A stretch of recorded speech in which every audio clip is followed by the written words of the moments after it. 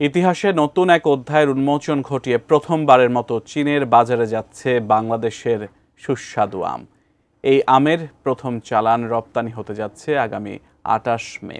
এই উপলক্ষে হযরত শাহজালাল আন্তর্জাতিক বিমানবন্দরে এক বর্ণাঢ্য অনুষ্ঠানের আয়োজন করা হচ্ছে। বিস্তারিত জান্নাতুন নাহার জেরির ডেস্ক রিপোর্টে।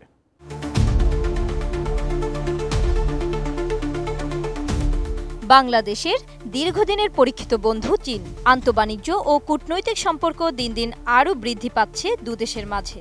এরই জের ধরে নতুন এক দিগন্তের উন্মোচন ঘটিয়ে আগামী ২৮ মে বুধবার বাংলাদেশের সুস্বাদু আমের প্রথম চালান চীনের উদ্দেশ্যে রপ্তানি হতে যাচ্ছে। হযরত শাহজালাল আন্তর্জাতিক বিমানবন্দরের সিআইপি গেটে এক বর্ণাঢ্য অনুষ্ঠানের মাধ্যমে এই ঐতিহাসিক যাত্রার সূচনা হবে। এ সময় উপস্থিত থাকবেন বাণিজ্য উপদেষ্টা শেখ বশিরউদ্দিন এবং বাংলাদেশে নিযুক্ত চীনা রাষ্ট্রদূত ইয়াও ওয়েন। এই পদক্ষেপ দুই দেশের অর্থনৈতিক সম্পর্কে এক নতুন মাত্রা যোগ করবে বলে আশা করা হচ্ছে।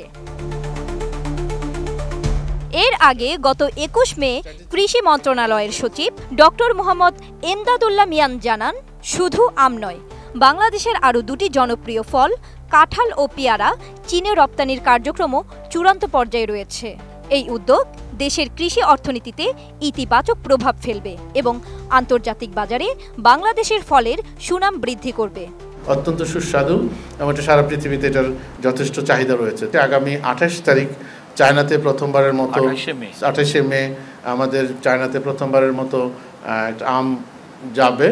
এখন যেটা হচ্ছে যে এই আমটার কত টন, এখন এটা অ্যাপ্রক্সিমেট আমরা plus minus 50 metric ton.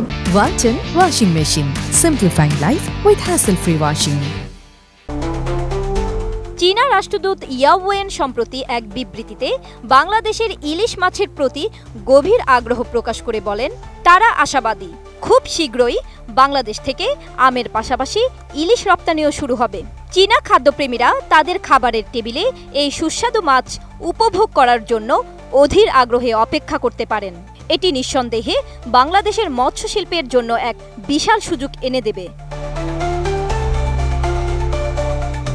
Bangladesh চীন অর্থনৈতিক ও বাণিজ্যিক সম্পর্ককে নতুন উচ্চতায় নিয়ে যেতে এবং দ্বিপাক্ষিক সম্পর্ক আরও জোরদার করতে আগামী ৩১ মে চীনা বাণিজ্য মন্ত্রী ওয়ান ওয়েনতাও ঢাকায় আসছেন। তার এই সফরে ১০০ জনেরও বেশি চীনা বিনিয়োগকারী নেতৃত্ব দেবেন, যা বাংলাদেশ বিনিয়োগ খাতে এক বিশাল সম্ভাবনা তৈরি করবে।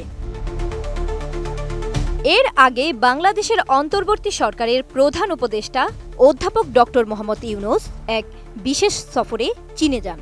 সেই সফরে চীনের প্রধানমন্ত্রী শি জিনপিং বাংলাদেশ থেকে আমসহ আরও অনেক ফলমূল, মাছ, বিভিন্ন রকম পণ্য আমদানি করার আগ্রহ প্রকাশ করেছিলেন। জান্নাতুন Nahar Jerry, desk report, ATN news.